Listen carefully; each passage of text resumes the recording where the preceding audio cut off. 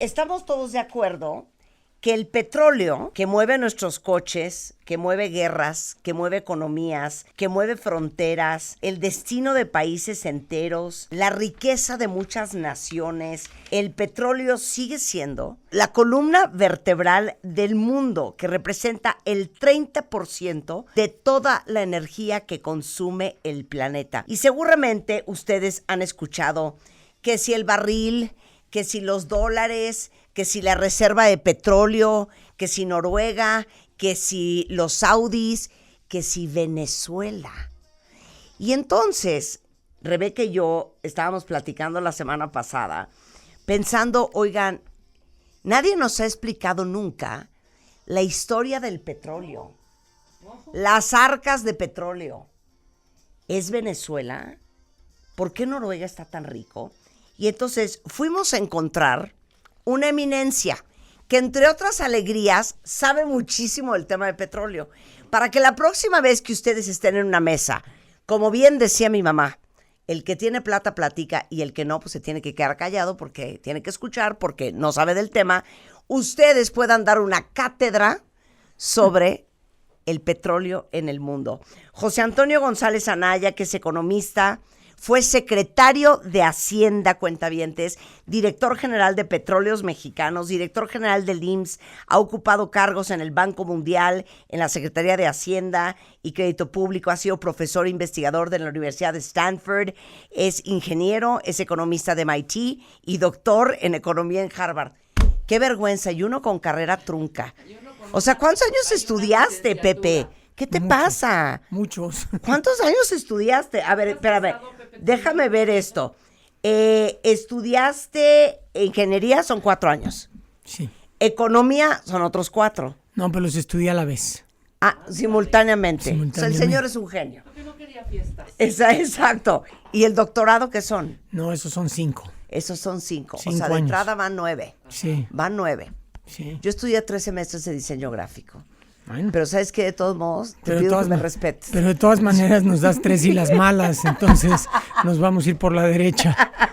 ¿Cómo estás, Pepe? Muy bien. Oye, Muchas ahora gracias sí por que invitarme. nosotros nos vamos a sentar a tomar ayer tuvimos un simposio de diabetes. Hoy queremos el simposio de petróleo. Queremos que nos expliques todo. Pero queremos que nos expliques desde que se descubrió el petróleo en el mundo. Vamos a tratar de adivinar cómo se descubrió el petróleo. ¿Ok? Necesito una música ad hoc a mi pensamiento, ponme Jeopardy o algo. Yo diría que ha de haber sido como en 1800, esta es mi idea, ¿eh? ¿Vieron la serie de 1883, que es la precuela de Yellowstone? Entonces, que unos, como los Beverly Hillbillies, los Beverly ricos, han de haber estado, pues, por ahí por Texas. Esta es mi idea, ¿eh? Y entonces estaban buscando seguramente, yo qué sé, algún mineral, ¿no? Oro. Y cuando picaron, empezó a salir unos borbotones de una cosa negra espesa. ¿Para qué servirá? Ok, yo digo que fue en 1800, que fue en Texas y que fue en Estados Unidos, evidentemente. Pues, ¿Qué calificación me saqué? pues buena, pero no es exacta. Ok, a ver, adelante. Mira, el petróleo es chistoso porque el petróleo como industria sí nació más o menos donde dijiste. Pero la historia del petróleo viene mucho más atrás.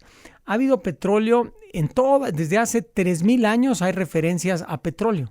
En Mesopotamia, donde hoy es Irak, Sí.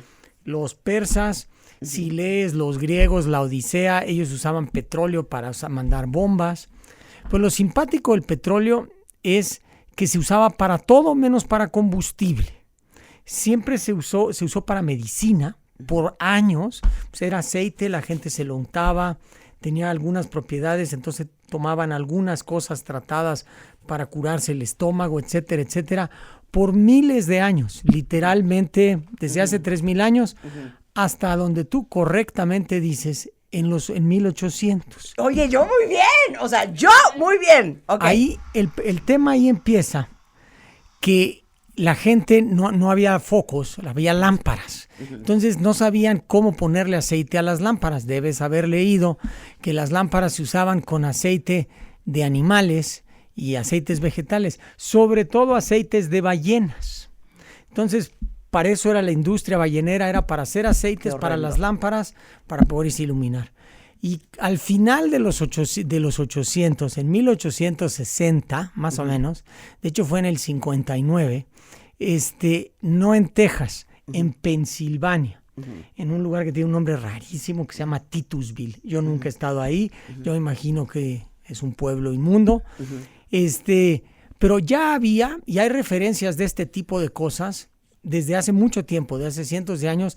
En México le decían chapopoteras, y son como charcos de aceite. Y pues ahora sí que nacen, te los encuentras. En México hubo en los 800, en Tabasco, en Tamaulipas, en Veracruz, etc.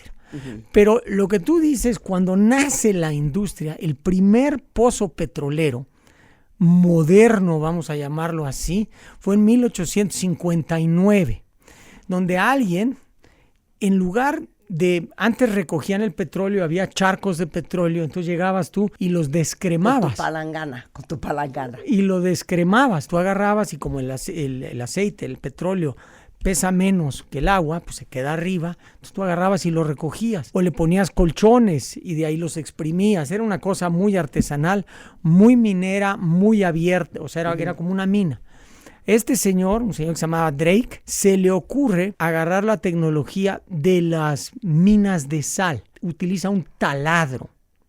En lugar de hacer un hueco con un pico o escarbar un hueco, hace un taladro y empieza a taladrar, y ahí sí le sale petróleo en Pensilvania. Es 1859, ahí empieza la industria petrolera moderna, entre comillas, mundial, y empieza a reemplazar todos los aceites de ballena y de todas estas cosas, y se vuelve el queroseno. Claro. Y el queroseno significa cera de petróleo. Yo me acuerdo, mi abuela en Nicaragua, 1910 ha de haber sido, 1912. ¿Petróleo los pisos? No, que me contaba que un niño de la familia se había quemado jugando con un popote con una lámpara de queroseno. Seguro. Claro.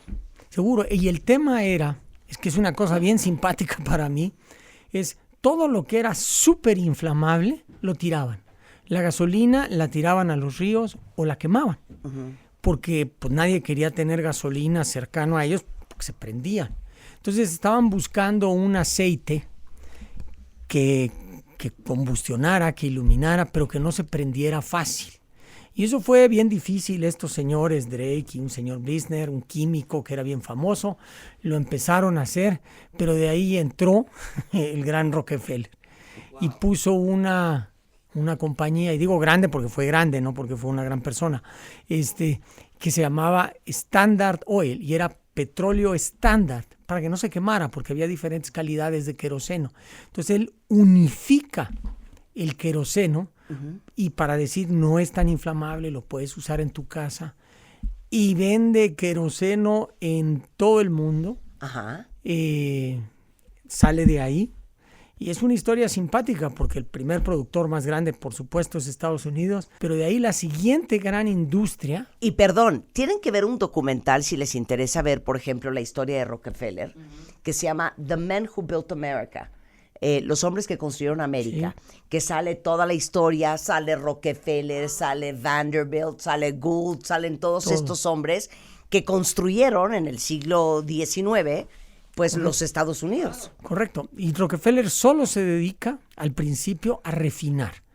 Y a ver, ¿qué es refinar el petróleo? Ya sabes, petróleo refinado. Nadie entiende qué es eso. Básicamente, y esto ocurre desde hace mucho tiempo, refinar lo vas calentando. Al principio, pues lo calentabas, lo primero que se evapora son las gasolinas y los tíneres y estas cosas, y se va quedando el aceite. Y eso se hace desde hace cientos de años. Los árabes lo hacían. Lo importan los europeos. Entonces, más o menos la gente sabía que si calentabas el petróleo, podías sacar diferentes cosas. Ok, perdón. Cuando dicen petróleo crudo, ¿es petróleo que no ha sido refinado? Es correcto. Ok. Es petróleo que tú sacas de la tierra. Hay diferentes calidades, ahorita regresamos a eso, y diferentes tipos. pero lo sacas y desde hace mucho tiempo se dieron cuenta que el petróleo es un conjunto de muchas cosas. Ahorita me vas a preguntar para qué sirve y platicamos sí. de sirve para, Solo estoy pensando en la vaselina, pero ok. pero no, sirve para mil cosas, mil cosas. Y conforme lo vas calentando van saliendo diferentes productos. Lo primero que se evapora son las gasolinas, los tíneres, los diésels, el queroseno, el aceite lubricante, hasta al final queda el asfalto, el chapopote. Entonces la gente empezó a calentar el petróleo en una torre y lo va sacando en diferentes alturas. Esto se vuelve mucho más sofisticado conforme va la historia, pero él se dedica a refinar y él hace su dinero, Rockefeller hace su dinero refinando. Y de ahí se da cuenta que tiene tantas refinerías que le hace falta petróleo y empieza a perforar. Y entonces inventa la primera compañía que hoy se dice verticalmente integrada, que es que tú exploras, produces petróleo, de ahí lo refinas, de ahí lo distribuyes y de ahí lo vendes. Es una actividad completa. Ok, quiero abrir corchete informativo. ¿Cómo se buscaba en aquella época el petróleo y cómo se busca hoy? Mira, en aquella época la gente literalmente petróleo, otra vez parezco un diccionario, pero sí. Petróleo significa aceite de piedra, óleo, aceite. Entonces, escurría de las piedras o salía literalmente, había charcos de petróleo en los desiertos y en el Medio Oriente. Entonces, lo que había la gente cuando veían que escurría petróleo, pues hacían un hueco. Sí. Al principio ni siquiera, hacían un hueco con palas y le iban sacando. Después, como mencioné, haces un hueco con la tecnología de hacer pozos de sal. Por miles de años, la industria más sofisticada no era la de petróleo, era la de sal. Y la industria petrolera se saca las técnicas de perforación de la industria de sal. Entonces ahí, pues donde veían, iban haciendo... ahora sí que nace la geología petrolera. Entonces empiezan a estudiar cuáles eran las características de los suelos en donde hay petróleo. Pero era una ciencia, y sigue siendo una ciencia bastante inexacta. Pues llegaban, medio estudiaban, medio veían y encontraban petróleo. En la historia, hay muchas historias famosas de cómo se encontraron los grandes yacimientos de petróleo. En México, el más famoso es Cantarell, que era un pescador, Rudecindo Cantarell, en Campeche. Y él estaba pescando y de repente empieza a ver manchas de petróleo que le estorbaban para pescar. Él dice que se guarda el secreto como 5 o 10 años, hasta que un día le empieza a decir a la gente, hay aceite ahí, a mí se me hace que es petróleo. Y pues el yacimiento más grande de México, por eso se llama Cantarell, porque el pescador que lo descubrió. Así se apellidaba. Así se apellidaba. Campeche. En Campeche, enfrente de Ciudad del Carmen. O sea, ese fue el primer pozo petrolero que se encuentra en México. No. El primer pozo petrolero que se encuentra en México fue en 1904. Todo mundo, hay una novela que seguramente leíste que se llama México Negro, que habla de Veracruz y Tamaulipas, en el Cerro Azul. Esos no fueron ese fue el primer yacimiento grande, pero el primer pozo fue en San Luis, en Ébano, un pozo que se llamaba Pez, muy cerquita de Veracruz y Tamaulipas. De ahí el primer yacimiento bastante grande es ahí, en un lugar ahí en el Cerro Azul. Tan grandes fueron los yacimientos de petróleo a principios ya del siglo XX que le dijeron la Franja de Oro. Ahí sí está anexado a Texas. Ahí sí está pegado a Texas. Ahí sí está pegado a Texas. A mí me interesa muchísimo saber cómo descubren los árabes su petróleo. Pasan muchas cosas a la vez. Una historia que vale la pena platicar es en Rusia. Yo diría que es el segundo gran productor de petróleo. O sea, ¿el orden es Estados Unidos? Sí, pero de ahí ¿Los saudis y Rusia? Hoy. Ajá. Pero al final de 1800 la industria petrolera se desarrolla en Estados Unidos, de ahí en Rusia. Y la razón por la que lo saco es porque es demasiado simpático. El que desarrolla la industria petrolera en Rusia es un señor Ludwig Nobel. hermano de Alfred Nobel, del el que premio funda del Nobel. premio Nobel. Y él es el que hace la industria petrolera rusa en la época de los zares. Y es el gran rival de Rockefeller en 1890 y estas cosas. Y había mucho petróleo en Rusia, eran los Por eso, grandes pero en productores. aquella época, a ver, se empieza a enterar Rusia que Estados Unidos está descubriendo un aceite negro, ¿no? Sí. Que es súper valioso. Y entonces, ¿qué? Le dice a sus geólogos, a ver, váyanme a picar allá en Siberia, a ver si encontramos, o cómo los países despiertan esta idea de, igual y nosotros tenemos. Empiezan por estas cosas que yo les sigo llamando, porque así le llama Francisco Martín Moreno, y desde a todo mundo le decimos así, chapopoteras. Había charcos de aceite en diferentes lugares. En Rusia había charcos de aceite grandes en un lugar que se llama Bakú, al cual tampoco he ido, en el Mar Caspio, y pues si hay charcos de aceite, hay charcos de petróleo, empiezan a perforar ahí, Ok. descubren que hay un montón de petróleo. Ok. Había de esos en Arabia Saudita, pero Arabia Saudita viene más tarde. Arabia Saudita los árabes no juegan en esta primera parte. Pero pasa una cosa simpática. Todo el petróleo era para alumbrar, para hacer para las lámparas que nosotros les llamamos quinqués, pero eran lámparas de queroseno. Sí, sí, sí.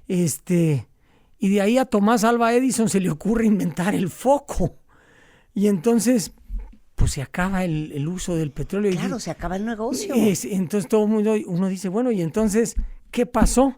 Pero coincidentalmente a Henry Ford se le ocurre inventar el coche. Y entonces... Ay, no, es que no puedo creer la historia. Sí, es una cosa rarísima. Antes, como comenté, tiraban la gasolina porque era demasiado inflamable. La gasolina prende horrible.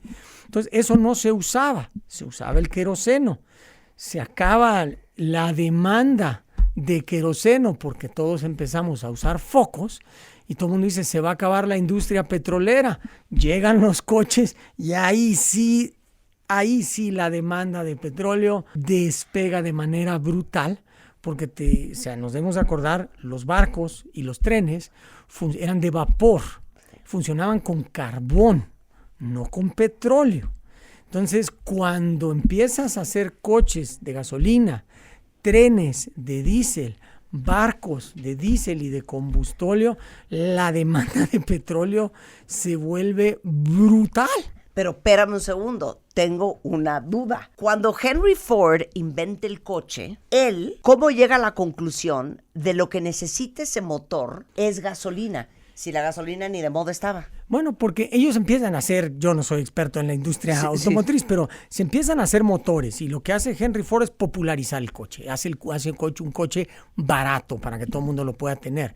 Pero antes los motores eran de vapor. Tú calentabas el agua y hacías como las máquinas de vapor de psh, psh, psh. Sí. Y de repente alguien inventa esta cosa que se llama, va a sonar sofisticado, motores de combustión interna, que todo lo que significa es que funcionan con cilindros y el cilindro se llena de aire con gasolina, le pone la bujía, lo enciende y entonces empieza a hacer tac, tac, tac y se dan cuenta que lo que funciona para estos motores, el queroseno no funciona porque no es suficientemente inflamable. Necesitan algo más inflamable. Y eso es la gasolina que viene del petróleo. Y entonces cambian las refinerías para producir más gasolinas, más diésel, y ahorita se produce bien poquito queroseno. Y ahí arranca toda la industria de movilidad del petróleo.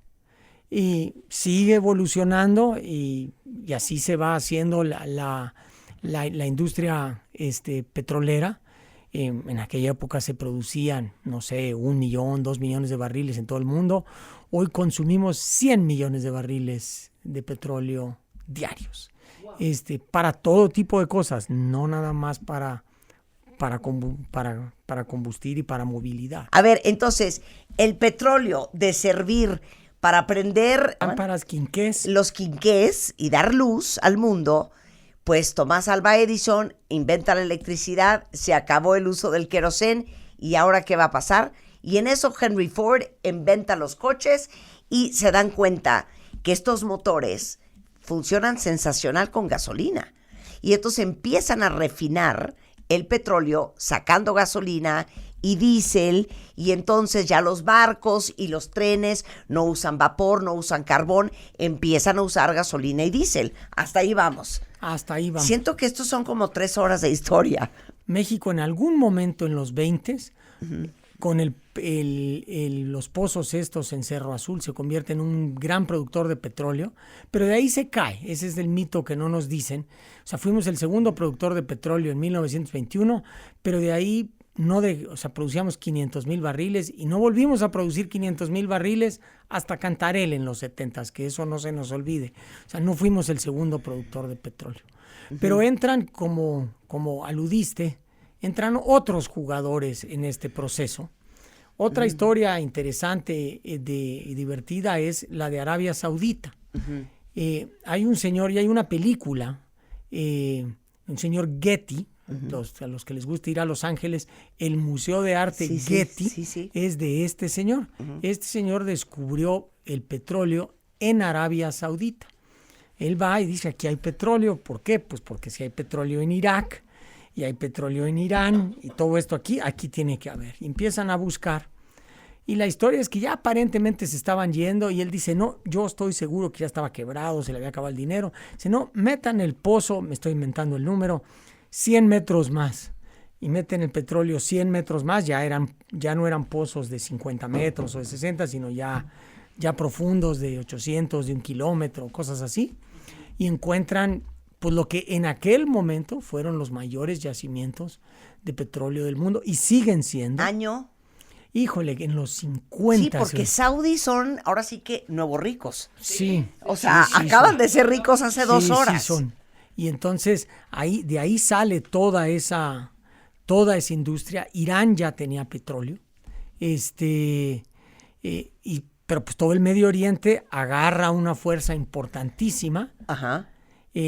Porque empieza a convertirse en el gran proveedor de petróleo del mundo en los finales de los 50, los 60, hasta 1973. Entonces, para ahí, tengo otra pregunta, profesor. Es una pregunta un poco dura. ¿Por qué hay países que tienen petróleo y son los saudíes y son los cataríes que están forrados y han hecho una maravilla de su país? ¿Y por qué hay países que tienen petróleo y nada más no la arman? Mira, es cómo usas el ¿Válida petróleo. la pregunta? Absolutamente válida. O sea, yo creo que... O sea, ¿por qué no somos nosotros en México Arabia Saudita? ¿Por qué no somos los cataríes? Que aparte ya compraron medio mundo. Ellos son Qatar es chiquititito, hay bien poquitos cataríes, bien poquitos miembros saudíes y miembros de los Emiratos y demás. Pero el usar el petróleo sabiamente, comentaba yo la historia cuando era director de Pemex, fui a Noruega y estábamos platicando. En México tenía un fondo petrolero del cual estábamos muy orgullosos. Y estábamos discutiendo de cómo se usaba el fondo hasta que de repente nos dimos cuenta que no nos estábamos entendiendo. Y de repente me dice, ¿pero cómo? ¿Ustedes se gastan el fondo? Sí, para emergencias, para construir esto, etcétera. Me dice, no, nosotros nada más usamos los intereses. O sea, Noruega tiene uno de los fondos petroleros, es un productor petrolero importante, pero no es de los primeros 5, pero lleva ahorrando... todos sus ingresos. Todos los ingresos, ellos solo usan los rendimientos de su fondo para sus habitantes, porque su lógica, en mi opinión, es impecable. Dicen, el petróleo es de los noruegos presentes y futuros, no nada más de los presentes. O sea, aunque es loable, es bueno utilizar el fondo de petróleo para ahora sí que para resolver males sociales actuales. Su lógica son los males sociales de hacia adelante. Entonces, hay países que han sabido manejarlo mejor que otros y ellos son algunos de ellos.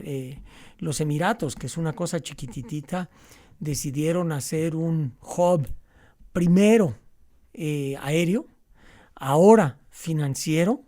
Entonces, pues ya se están diversificando poco a poco y el petróleo sigue siendo lo más importante, pero cada vez menos importante en su economía.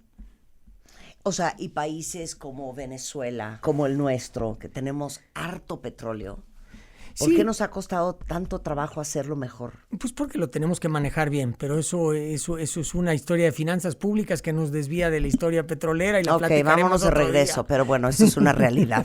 Ok, entonces vámonos a 1973. En 1973 ocurre una cosa que es el embargo petrolero, que es una cosa bien... hay una guerra y la guerra del Yom Kippur, se enojan los países árabes y embargan y dicen ya no les vamos a vender petróleo. Y ahí voy a hacer una cosa técnica, pero la demanda de petróleo es bien, voy a decir la palabra técnica, es bien inelástica. Pero ¿qué quiere decir esto? Que es que necesitas el petróleo hoy y lo necesitas siempre. Entonces, si de repente alguien no te da un poquito del petróleo que necesitas, estás dispuesto a pagar lo que sea. Porque como tú ya mencionaste, tienes fábricas de plásticos, de llantas, de todo, que necesitan todos estos derivados. Entonces, eso hace que el precio del petróleo se dispare, se vuelva... prohibitivamente caro y la gente se da cuenta pues que esta industria mueve la geopolítica mundial, que ya la movía. Guerras se perdieron y se ganaron por eso. Ok, tengo una duda. Ok, voy a abrir otro corchete. Lo voy a decir de la forma más sintetizada posible. Parte de la explicación por la cual el presidente de Estados Unidos, Donald Trump, le parecía muy atractivo digamos que secuestrar, invadir o como lo quieran ver a Venezuela, es porque Venezuela es uno de los principales proveedores de petróleo de China.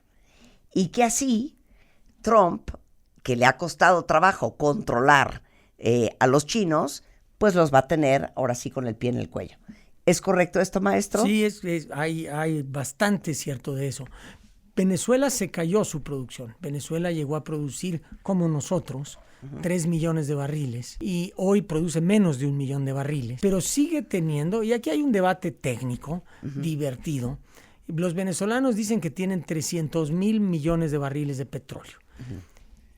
Pero casualmente, los venezolanos tenían 100,000 millones de barriles de petróleo, que ya es una cantidad así astronómica. Y durante Maduro aparecieron otros 200,000 en el 2012. Entonces, yo no estoy tan seguro que tengan 300,000. Estoy seguro que tienen 100,000. Para que nos demos una idea, Arabia Saudita tiene 250. Entonces, 100,000 de todas maneras es muchísimo petróleo. No me vale, quiero barriles. ¿Estados Unidos cuántos tiene? Estados Unidos tiene menos de 100. Ok. Rusia. También. Todos están abajo de 100 en las reservas.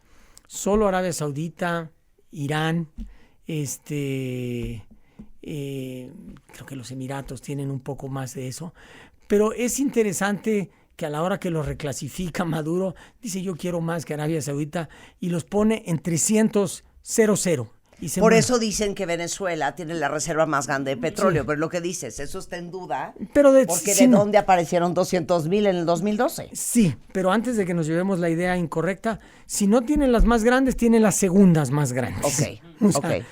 Debe estar, en mi opinión, debe estar abajo de Arabia Saudita. De todas maneras es muchísimo. Entonces, si quieren, sí, el interés una vez más de estas cosas es controlar. Yo no sé si es como tú bien lo dijiste, controlar la producción y aumentar la producción de petróleo de Venezuela, pero sí es el mayor proveedor, no el mayor, pero es un buen proveedor de petróleo de China. De China, ok. Cierro corchete, continúa pero maestro. Ahí se hace esto, pero recordemos, porque mucha gente dice, ahí se dio cuenta el mundo que el petróleo era un arma geopolítica. Ya era. O sea, la Segunda Guerra Mundial, a Alemania se le acabó el petróleo, se le acabó la gasolina, entonces no pudo llegar hasta Rusia, y Rommel no pudo llegar hasta a unificar los dos frentes. O sea, desde que se utilizó para esto, ya era. O sea, hay una historia en que Churchill, cuando no era el primer ministro, sino era ahí un funcionario menor, dice, los barcos de la marina inglesa tienen que dejar de funcionar en vapor, vamos a cambiarlos a diésel. y eso hace una diferencia enorme. Entonces, ha sido así el petróleo y la industria petrolera sigue siendo muy grande. Es de las industrias más grandes del mundo. Contrariamente a lo que se dice, es de una altísima tecnología. Es bien sofisticado. Preguntabas hace rato, ¿cómo descubres petróleo hoy? Sí. Hoy descubres petróleo con sonares, haces sísmica. Entonces pasan en el mar, pasan barcos, mandan señales de radar, de sonar, y en base a cómo regresan estas cosas, ellos pueden determinar si hay petróleo o si hay posibilidades de petróleo abajo o no. Entonces es bastante exacto. Oye, ahora, hay países, cuentavientes, que no tienen petróleo. O sea, estoy pensando, ¿Japón? Japón no tiene petróleo. Japón no tiene petróleo. ¿Qué hacen los países que no tienen petróleo? O sea, como no tener una forma de ingreso de ese calibre. Lo sustituyen. Y yo aquí voy a decir algo absolutamente controvertido. Ok. Pero lo creo firmemente. No se necesita petróleo para hacerte rico. Y hay pruebas. Oye, Singapur no creo que tenga petróleo. No, tiene cero. Cero petróleo. Los países europeos no tienen petróleo. En algún momento, los países europeos querían hacerse de colonias en África, en América, en donde fuera, de tener petróleo. Pero ya decidieron que no es necesario, tener petróleo. O sea, había un dicho, ya no sé de quién, que decía que Dios repartía las granjas y los bosques y el diablo te repartía el petróleo. Es bien difícil utilizar, como tú ya lo mencionaste, utilizar bien el petróleo para hacerte rico. Entonces tú tienes muchos ejemplos. Corea no tiene petróleo. Y ve lo que han logrado en 50 años. Que es un país que ha crecido. Chile no tiene petróleo y es el país per cápita más rico de Latinoamérica. Brasil no tenía, ahora ya tiene, pero no tenía petróleo. Argentina no tenía, ahora ya tiene. Ya está encontrando petróleo. Pero, o sea, tú pues importas refinados, vendes otra cosa que tú tienes que producir y con eso ganas también. Oye, ¿por qué sube y baja el petróleo? ¿Cuánto cuesta el barril? Y, a ver, ¿cuál barril es? ¿Es un barril esos que ves tú de whisky? ¿Es un barril de esos que ves un tambo de esos de metal en cualquier lote baldío? ¿Cuál barril es? Esa regresa a nuestro principio de la historia de Pensilvania. Cuando empiezan a sacar el petróleo, lo sacan en barriles de madera, que no es lo ideal, ahorita voy a decir por qué, y usaban muchos barriles de whisky. ¿Ves? Como barricas. Y se transportaba en barriles. Entonces tú agarrabas, ponías el petróleo en el barril y subías el barril al ferrocarril. Un día alguien se aventó en subirlos a un barco. A la gente le daba miedo porque se iba a incendiar. Y es cierto, emborracharon a los marineros, los subieron al barco y cuando llegaron sin que hubiese pasado nada, dijeron está bien. Pero de ahí este señor Nobel, ruso, inventa el transporte en barcos, en lugar de que fueran barriles individuales, en tanques grandotototes, que es como se transporta hoy. Es que no sé, aunque voy a tener que googlear un tanque de barril. No, un barco de estos grandes de petróleo no llevan barrilitos, llevan unos tanques grandotototes adentro, están llenos de petróleo, todo el barco está lleno de petróleo, pero eso tiene sus complicaciones, porque cuando el barco se va moviendo, el petróleo adentro se va moviendo y eso hace, entonces tienes que hacerlo para que no se mueva y demás.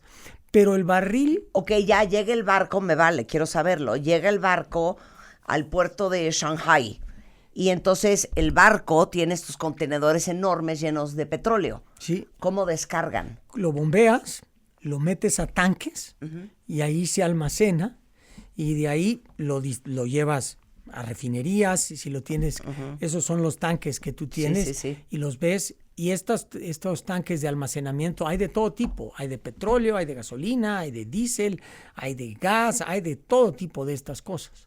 El barril de petróleo como eran de estos barriles viejos, pues son 159 litros. ¿Por qué 159? Porque de repente alguien dijo, vamos a estandarizar que todos los barriles sean iguales. Son 159 litros por barril. Por barril. Sí. ¿Cuánto cuesta un barril? Estoy viendo aquí $64.09. Más o menos, sí. ¿Y qué es Brent y qué es WTI? Brent es el petróleo, vamos a llamarlo así, se cotiza en Londres, pero es el petróleo árabe, es petróleo ligero. El WTI es West Texas Intermediate, que es de Texas, es un petróleo más pesado. No todos los petróleos son iguales. Aquí en México deben haber oído hablar de repente el petróleo Maya, el petróleo Olmeca, son diferentes tipos de petróleo. El petróleo Olmeca es más ligero, el petróleo Maya es más pesado, el petróleo de Venezuela es pesadísimo. Los petróleos, entre más pesados son más difíciles de refinar. Me decía un ingeniero que están menos cocinados. Aquí, como dices tú, un corchete. El petróleo nace o ocurre porque hace millones de años, y no 5 ni 10, hace como 200 millones de años, las plantitas, los dinosaurios, todos los animales se fueron enterrando y están sujetos a un montón de presión y calor. Entonces la naturaleza cocinó, vamos a llamar esto. Entre más viejo es el petróleo, es más o menos, es más ligero. Entonces estos petróleos son un poquito más nuevos. Casi todo el petróleo del mundo es de entre 100 y 200 millones de años de viejo. Oye, ¿hay petróleo más premium que otro? Sí, claro. ¿Quién tiene el mejor petróleo del mundo? Ahorita, los árabes, es el petróleo, es el Brent, por eso vale más. Brent. Okay. O sea, el diferencial de precio varía un poquito, pero es como $10, no es poco, entre el Brent y el WTI. Pero cada país tiene un precio especial, por eso a veces ves tú, el precio de la mezcla mexicana nosotros estamos un poquito abajo del WTI. Ya, oye, que vamos a pensar que en Surinam acaban de encontrar petróleo. Y acaban, ¿Ah, mucho, sí? mucho. No me mucho digas. petróleo. Mira, y lo dije a ojo de buen cubero. No sirve ese petróleo, no le compren. ¿Existe eso? Sí existe. Siempre el petróleo hay usos para todos y sí tenemos que dedicarle un ratito a eso, dependiendo de qué tan pesado es. Tiene más de una cosa y menos de otra cosa,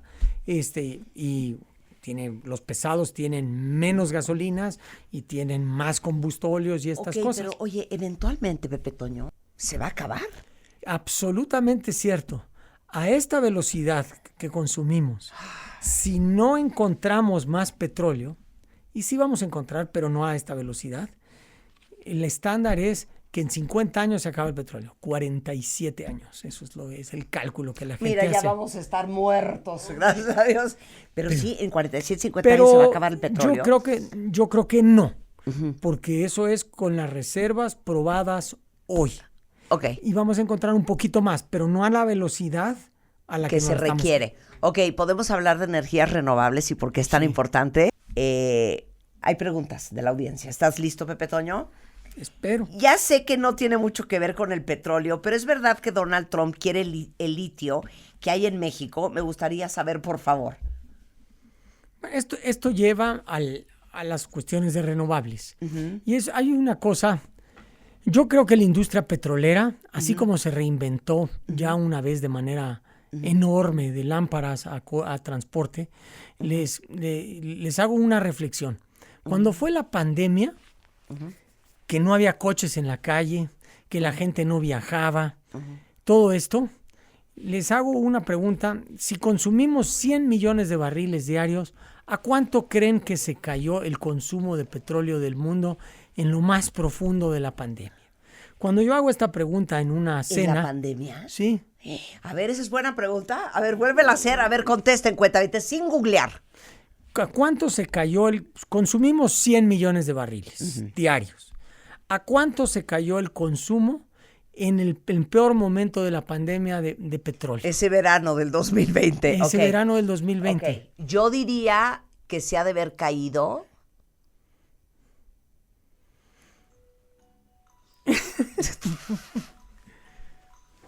ayúdame Rebeca, 50%. Eso es lo que dice la mayor parte de la gente. Ajá, y somos A unos la mitad. imbéciles. No, ¿ok? yo también. Ajá. ¿Y? Yo dije lo mismo, 15%. Se cayó Nada. a 85. No, es que ¿sabes qué estaba yo pensando? Pues la gente también estaba en sus casas consumiendo energía eléctrica sin Vaselina, parar. Claro. maquillajes, bueno, Sí, maquillajes sí, no sí, tanto, sí. pero Sí, sí, sí. otras cosas. Sí. O sea, la industria petrolera que la gente asocia con la contaminación por los camiones, los coches, los aviones y todo eso, sí es cierto. O sea, sí la mayor parte del movimiento, del traslado de la gente se mueve por petróleo. Pero la industria petrolera, en la peor parte de la pandemia, cuando llegaron delfines a Solo Venecia, 15%. solo 15%. Qué locura. Entonces, eventualmente vamos a ir reemplazando el petróleo para coches. Ya tenemos coches híbridos, ya tenemos coches eléctricos. Los eléctricos, alguien tiene que generar la energía, que llega a la pregunta del litio. El litio es importantísimo porque con eso haces baterías. Sí. Ese es o sea, todo el asunto del litio Sí. es baterías. Pero no es que Trump lo quiera, es que el mundo necesita litio. Y podemos platicar de esto, pero pues debíamos de montarnos también en eso, si también tenemos litio en México, y Claro. diversificarnos, porque mientras uno se caiga, uno va a salir más. Claro. Oye, Víctor pregunta lo siguiente. Pepe Toño, ¿por qué el precio del petróleo no ha variado gran cosa Uf, en no. las últimas décadas? Voy a matizar la pregunta un poquito. Ok. Es absolutamente cierto que el precio del petróleo ha variado relativamente poco en los últimos 10 años, más o menos.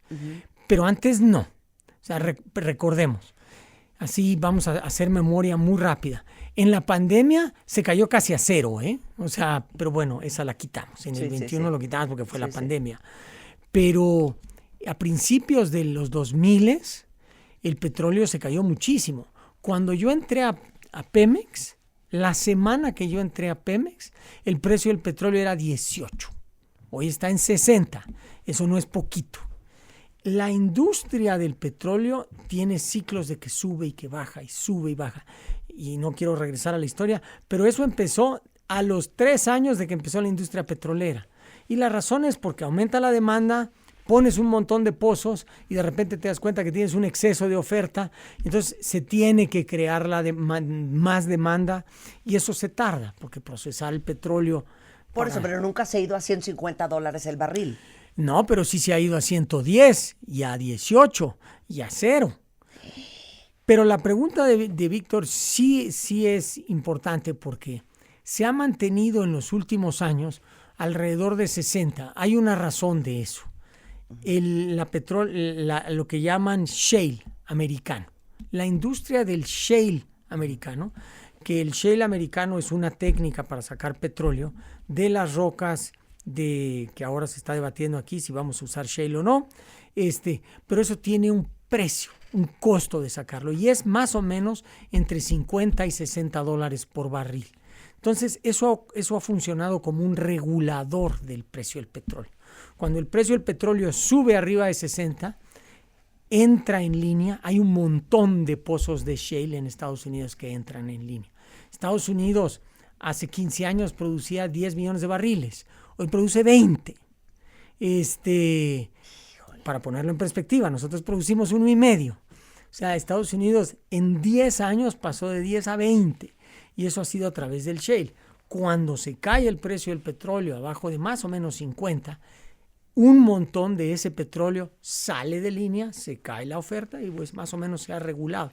Entonces sí hay algo de cierto, pero el precio del petróleo sí es tremendamente Hijo, es que volátil. tengo tantas dudas, cuentavientes, porque no solamente se trata de cuánto petróleo tiene tu país, sino de tu capacidad de extraer ese petróleo. Para extraer ese petróleo, por cierto, deberíamos de traer al programa, tú has de conocer a alguien, a los que viven en las plataformas de petróleo. Wow, sí. Creo que ganan un dineral, pero es un trabajo del infierno. Cierro corchete. Entonces, es tu capacidad de extraer el petróleo que seguramente necesitas mucho dinero para hacerlo. Es por eso que de repente te alías con, yo qué sé, British Petroleum, a que, oigan, vénganme a hacer el paro, ayúdenme a sacar el petróleo, yo les doy un cacho o yo les pago? ¿Cómo son esos deals? Es correcto. Muchos países lo hacen así y haces un deal para eso. Por ejemplo, se dice, oye, es que quieren el petróleo venezolano, que es lo que está de moda ahorita. Sí. Si Venezuela pasara las mejores leyes para producción de petróleo, Venezuela se tardaría, estoy inventando, pero más o menos, pasar de lo que está produciendo hoy, que son 800,000 barriles, para llegar a 2 millones, 3 o 4 años, no menos. Híjole. Y el petróleo ya saben que lo tienen ahí, pero tú tienes que hacer perforar, tienes que sacarlo, tienes que hacer unas cosas que se llaman baterías de separación. Separas el petróleo del gas y del agua. De ahí tienes que mandarlo a refinación. Todo esto se hace por ductos. Si no tienes los ductos, los tienes que construir. Ay, no. Entonces, y de ahí lo exportas y de ahí los llevas a las plantas petroquímicas. O sea, todo esto requiere un proceso de mucho tiempo y de mucho dinero. Y millones de dólares. Billones de dólares. Billones de dólares, qué locura. Pero eso es lo que hace un British Petroleum. A eso se dedican. A eso se dedican. Jaime Paredes desde Michigan te pregunta, ¿qué contamina más, profesor? ¿El petróleo / gasolina? ¿Un avión llevando 100 pasajeros a la ciudad de Nueva York, de la ciudad de Nueva York a San Francisco? ¿O 100 autos manejados individualmente? Mira, Aquí ya quieres huella de carbono. Sí, ¿qué te pasa?